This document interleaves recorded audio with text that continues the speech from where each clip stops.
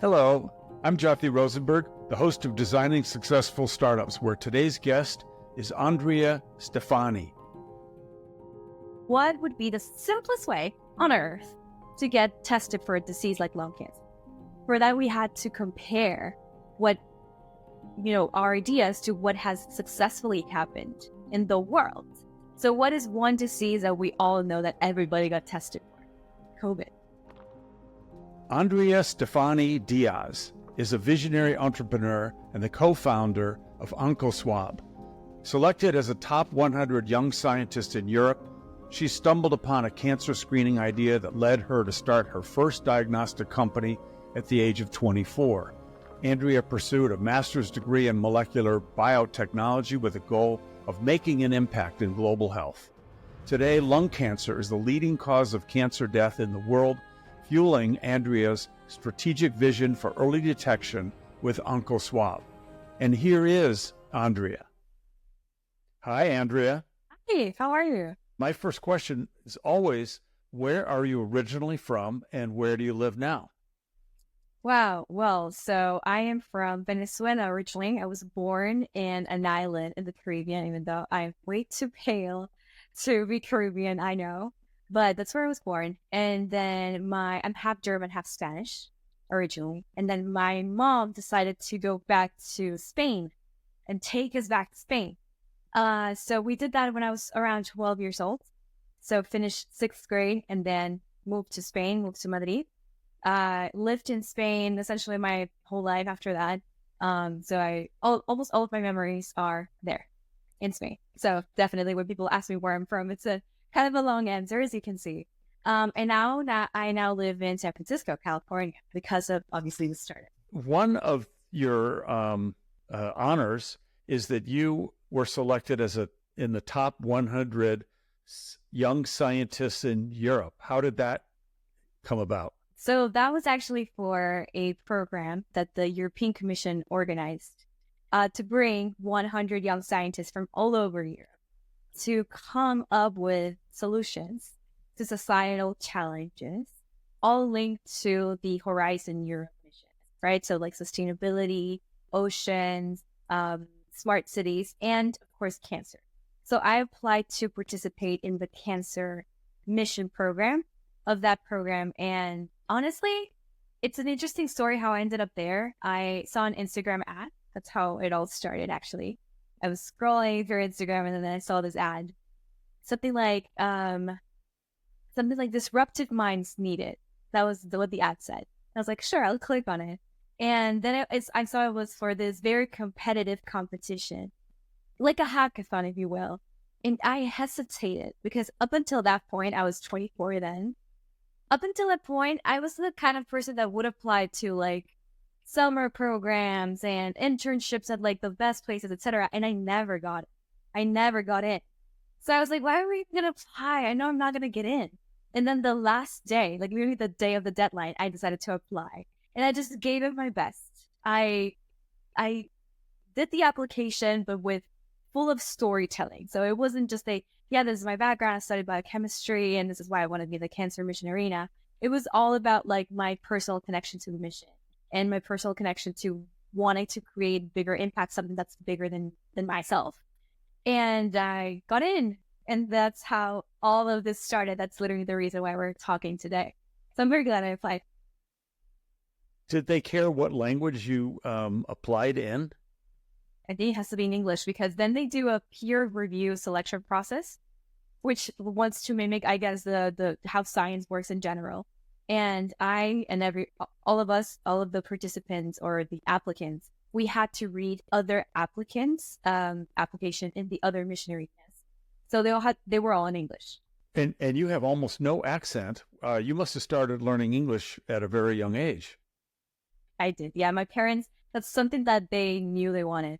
They were like, my kids have to speak good English and multiple languages. I speak 4 languages. Everybody in my family speaks like, in my dad's side of the family, which is German, everybody speaks like 3 to 4 languages fluently. So that is something that I was very lucky to grow up in. You talked to me about the first thing you did in terms of a startup or an idea for a startup was when you were 24, just like when you were applying for that honor. And that was the first diagnostic start. I mean, it was the first startup you did, I guess. You told me that you stumbled onto that. Yeah, so I can't say I did. It was a team work, and it was all actually a product of this hackathon. So that's how we stumbled upon the idea. We were at this program, which was completely focused on giving us, the scientists, everybody was under 35, so like young scientists, with at least a master's degree. So it was between master's and PhD. They were giving us the tools to design solutions, essentially, just like design thinking, right? And first we had to identify problems, in our case, within the cancer space. To us, that problem was the late diagnosis of particularly lung cancer, because lung cancer is that disease that is the number one cancer killer on the entire planet, but is not talked about as often, unfortunately, in comparison to other cancers. And the number one issue with that cancer is definitely the late diagnosis because of the nature of the organ, right? It takes too long for it to show symptoms. So if there was a way for us to make it incredibly simple for people to get tested for lung cancer, those statistics would automatically change, like no questions asked. So what we did at this hackathon was reverse engineer the problem, if you will. So we said, what would be the simplest way on earth to get tested for a disease like lung cancer? For that, we had to compare what, our ideas to what has successfully happened in the world. So what is one disease that we all know that everybody got tested for? COVID. So what are the success factors in COVID testing? Non-invasiveness, ease of use, cost efficiency, proximity to your house. All of those things are what made it so easy for people to get tested for COVID. If we had to do the same process as we do now for lung cancer, then not as many people would have gotten tested, right? Well, and of course it was mandatory for a lot of us to get tested, but still, right? So then we took all of those success factors and we said, okay, what if we applied that to lung cancer diagnosis? And that's when the aha moment happened. I remember it was like 11 p.m. or like 1 a.m. It was super late that day. And we were all working there at the hackathon. And we're like, a nasal swab for lung cancer. Not knowing if it was even viable or feasible biologically at all. We just had the idea.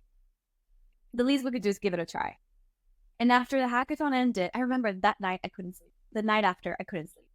And I was just thinking about what the world would look like if back then, that was the idea back then. Now, of course, we pivoted from that.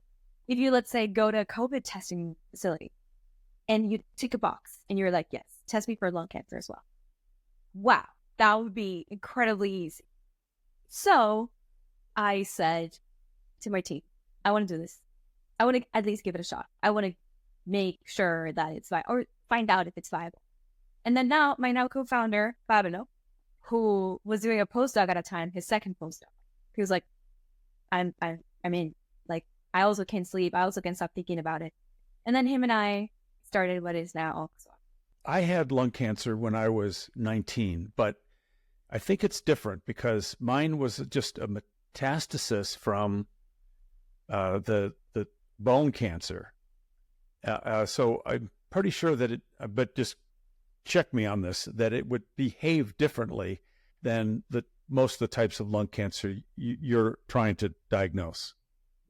Yeah, we focus on primary lung cancer. So cancers that originate in the lung. Is the reason that it's the number one cancer killer because of smoking? That's a fantastic question. So 80% of the lung cancer cases are caused or directed or related to smoking. So yes, smoking is a hugely contributing factor, which is incredible to think about. It's incredible to think about the fact that the number one cause of cancer death could be completely avoided. That being said, it's such a big problem in our society, lung cancer, that remaining 20% is still the number 5th most common diagnosed cancer in this country, meaning non-smoker lung cancer is still the number 5th most common cancer. So, yes, smoking is a hugely contributing factor. However, it's important to understand that not all of it is related to smoking. And the reason why I think it's important is because it helps us destigmatize lung cancer, which has been the case for decades. People are smoking way more than what we're seeing now in the United States.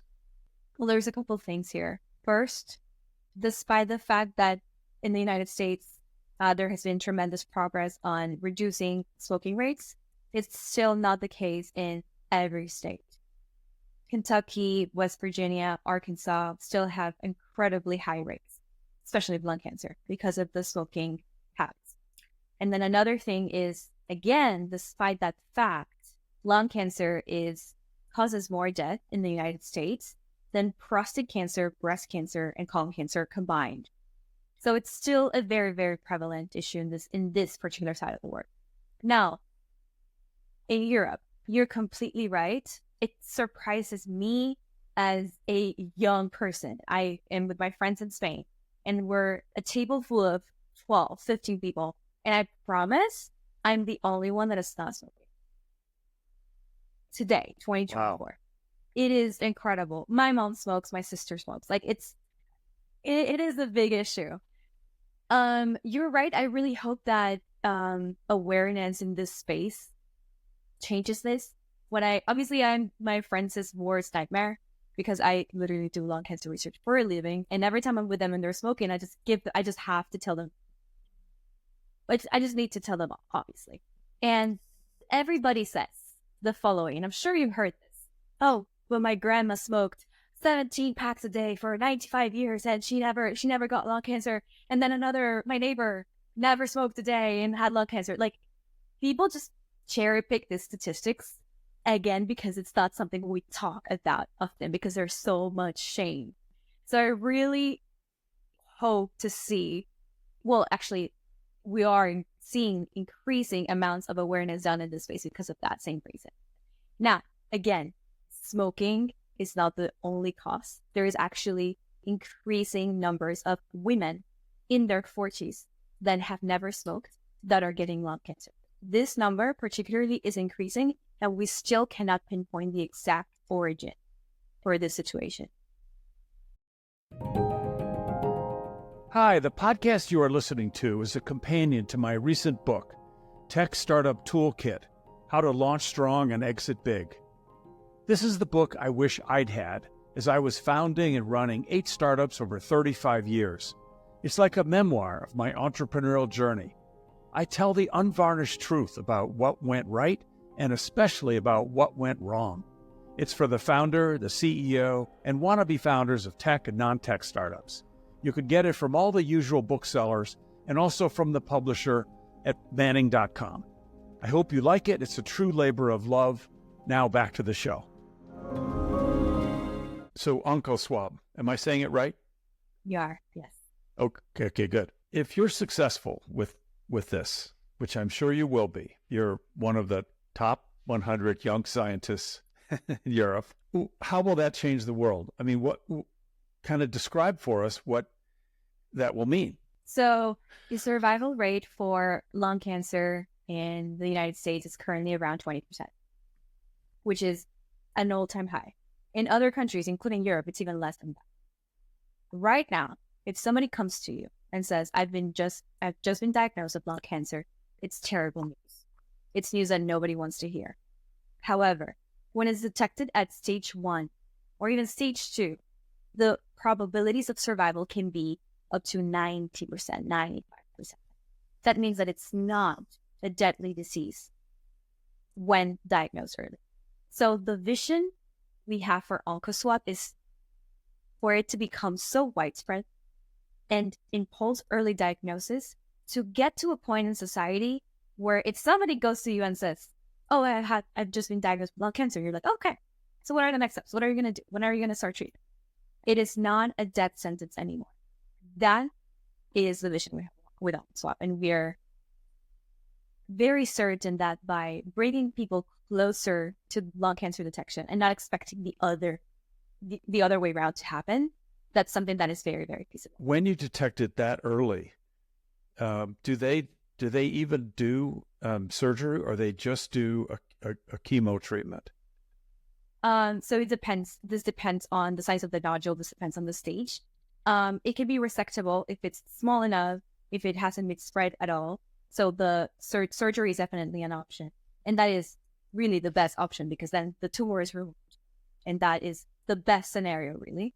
Otherwise, they do start chemo, but that, again, will depend on the stage of diagnosis because starting chemo, the earlier the better for sure. But then you want to have the tumor as localized and as controlled as possible because that will, of course, increase the likelihood of success of the treatment. And how far along are you on the creation of the nasal swab test and, what false positives, false negatives, what stage is it at? Yes. The stage is very, very early. We have preliminary clinical data, a proof of concept that was conducted in lung cancer patients and in healthy individuals. And now we're taking that proof of concept data and exactly the same technology and applying it to the first intended use population, which is patients with pulmonary nodules. What does that mean? That means that maybe, let's say, somebody falls off a bike or they have a car accident, something completely unrelated to anything that has to do with lung. They will likely be taken for a CT scan or some sort of imaging, chest CT scan, something of the like. What if that person is seen to have a nodule, a little shadow in their lung? That person is going to be told that that might be lung cancer. Although it probably isn't, especially if it's a young, fit, healthy person, right? It probably won't. But that means that now the patient will have this worry of, do I have lung cancer? Like, is there a chance I have lung cancer? And also that nodule, that patient with a nodule is added into the system.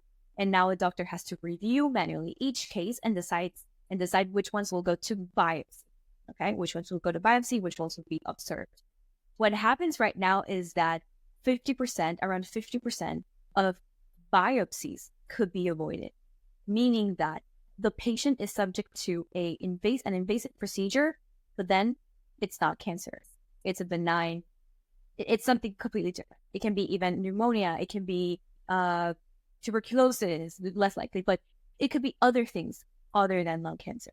So that is our first application because that means that our test will be able to help risk stratify the risk of that nodule being lung cancer.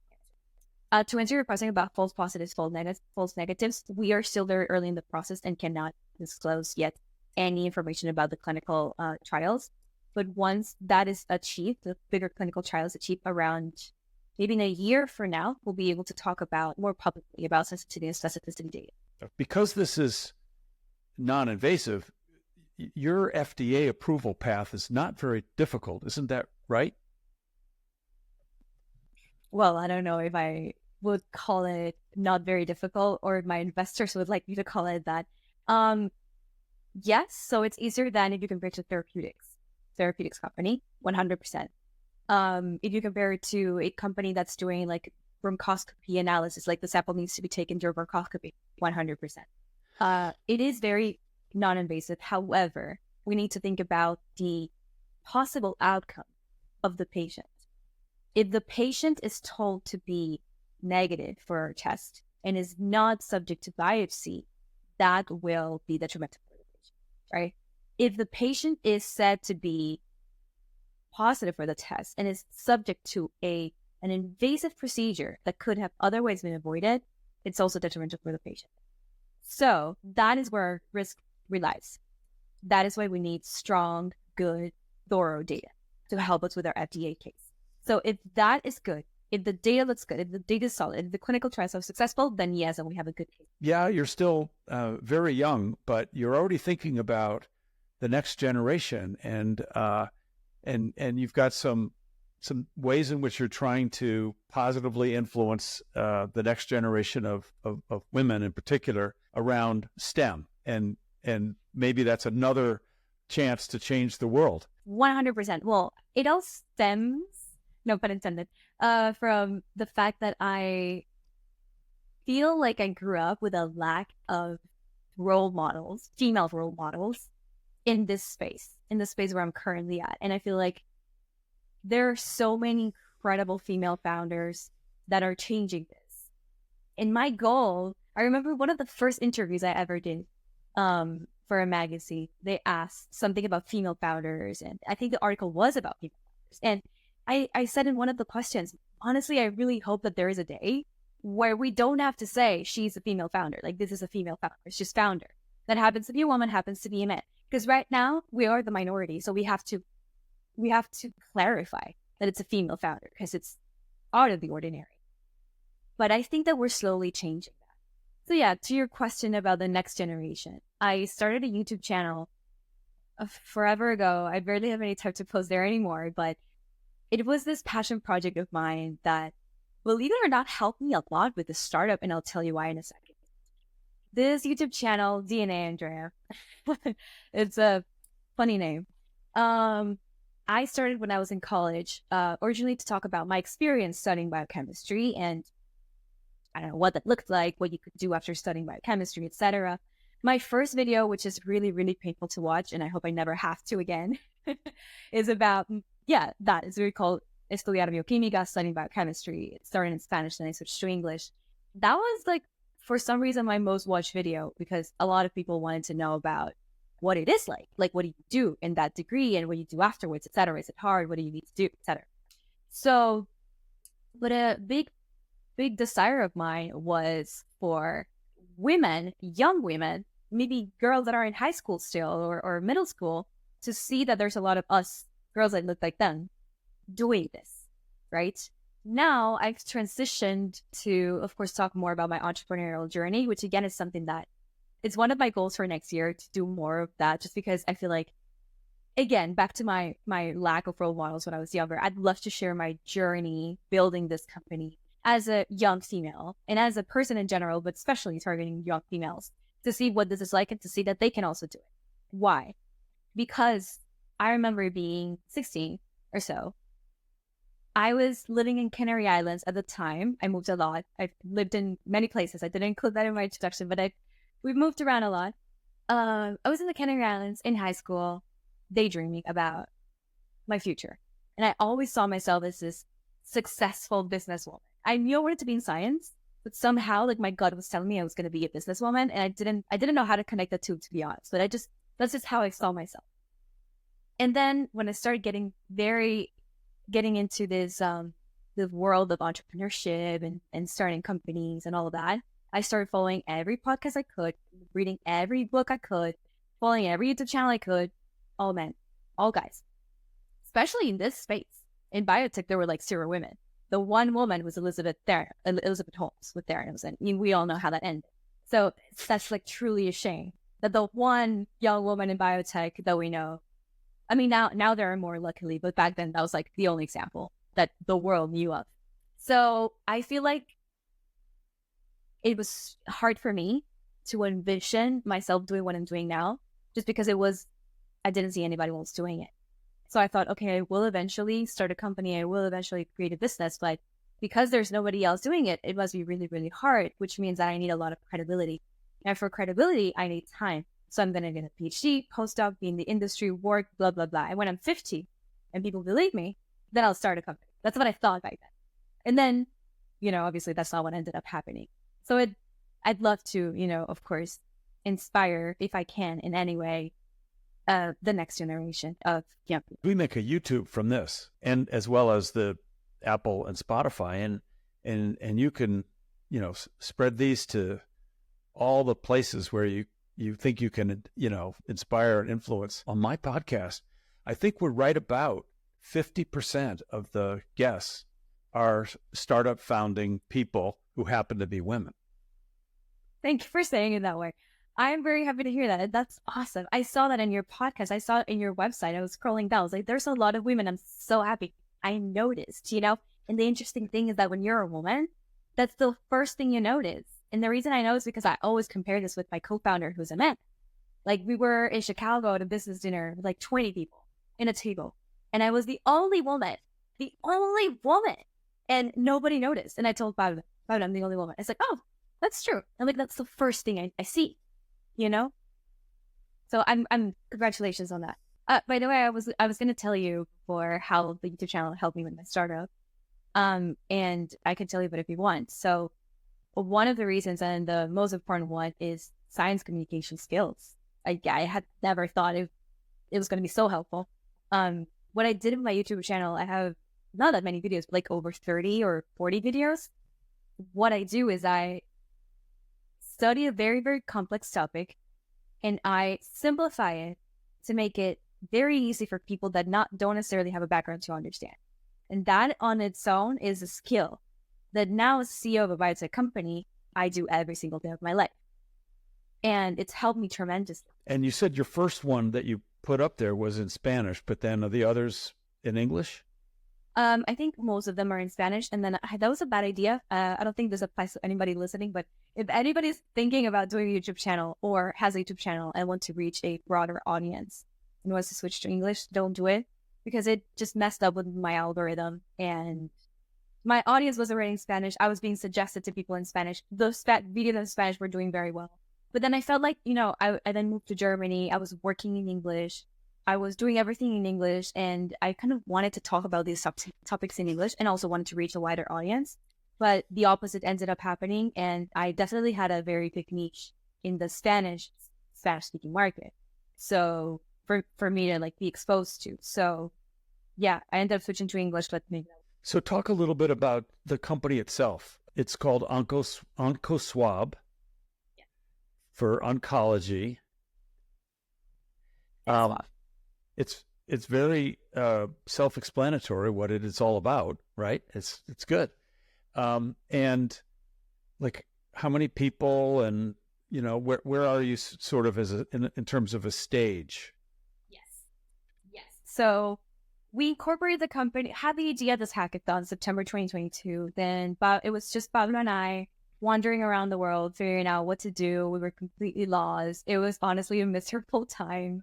I remember the first 6 months as being extremely painful, just because it was really hard not knowing what to do, but wanting to do it all and being highly motivated, but nobody paying attention to you, as it is at the beginning. We had nothing, we just had an idea, zero money, no company, nothing.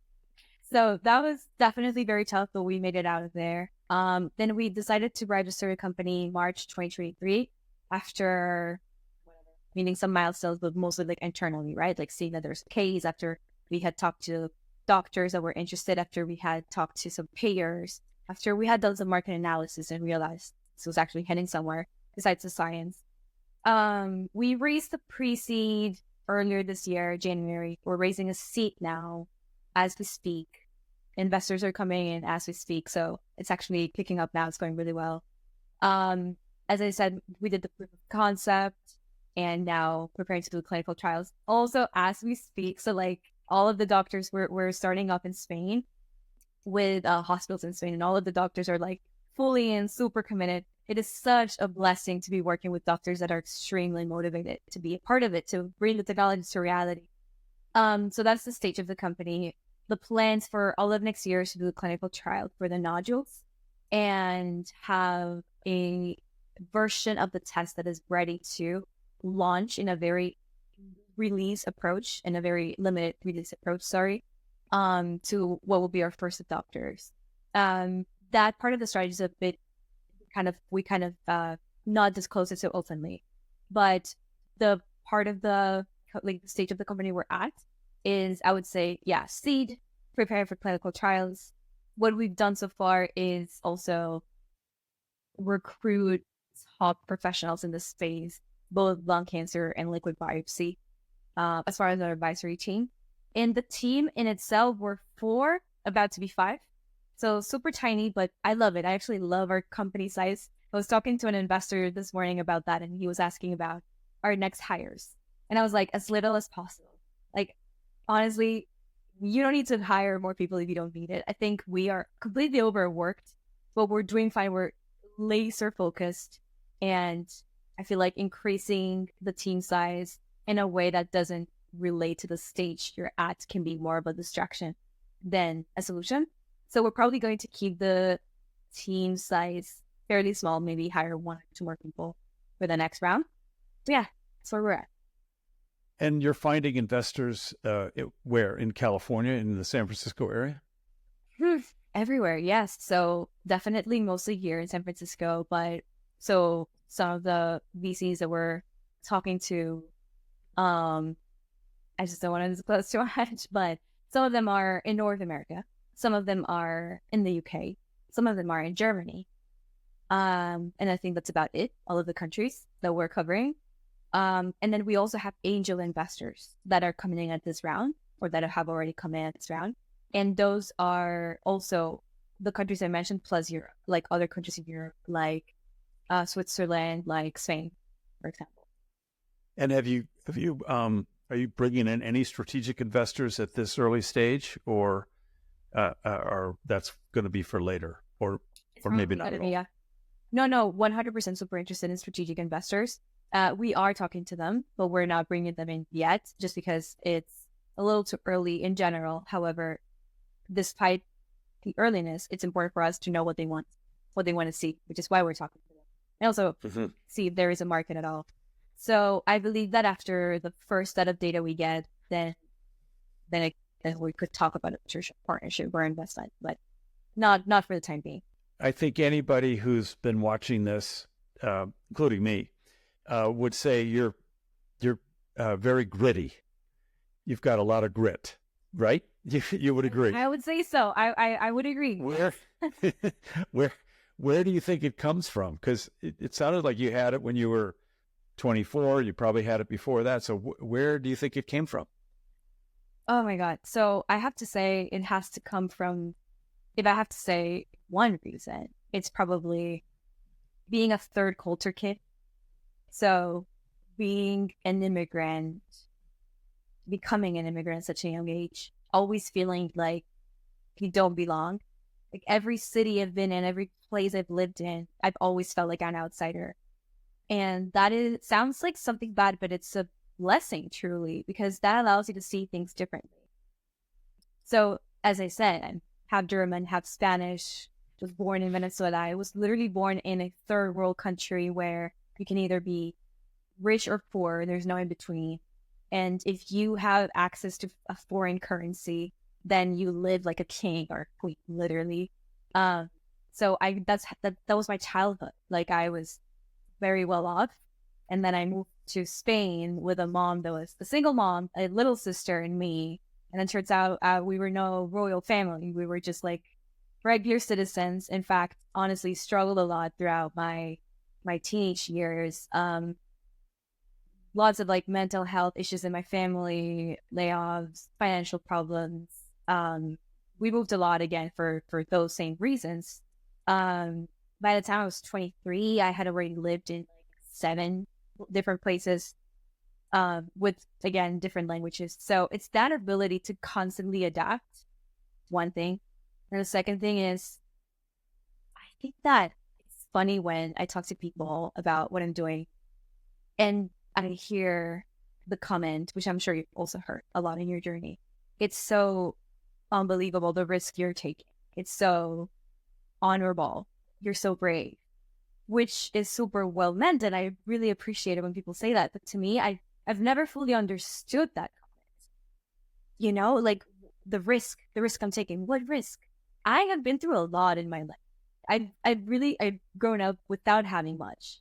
So what would be the worst thing that could happen out of this incredible journey that I'm in? What happens if I lose it all?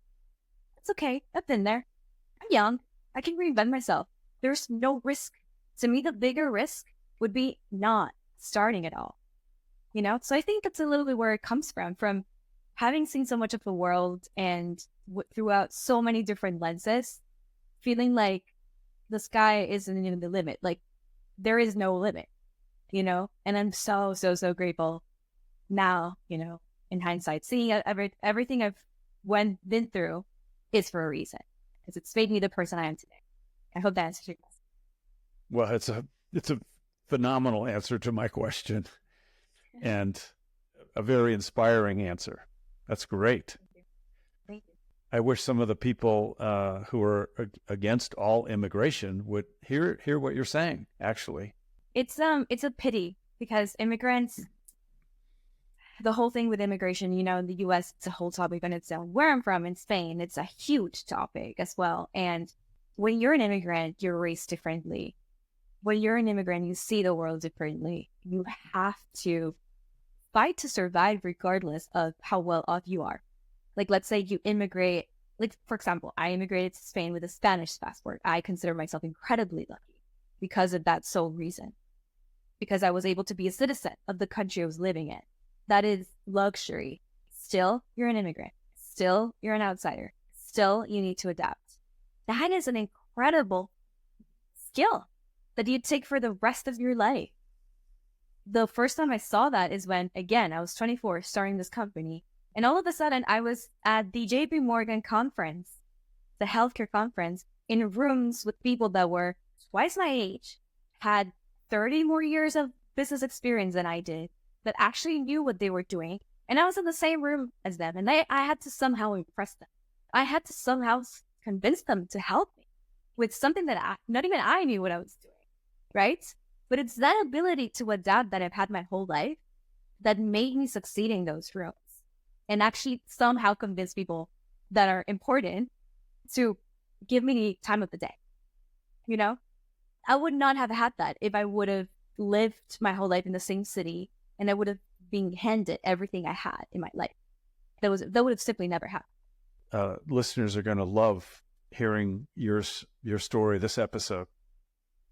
I really hope so. And if anybody watching wants to know more, if anybody's in a similar position where they're thinking, oh, I really want to start something, but I don't know, I'm scared, I'm too afraid, what if, I'm always happy to, hop in a call, talk about it, vent, if you will. So very happy to chat. That's a wrap. Thanks for tuning into this week's episode of the Designing Successful Startups podcast. Check out the show notes for resources and links. Please follow and rate us at podchaser.com/designing successful startups. Also, please share and like us on your social media channels. This is Jothi Rosenberg saying, TTFN, ta-ta for now.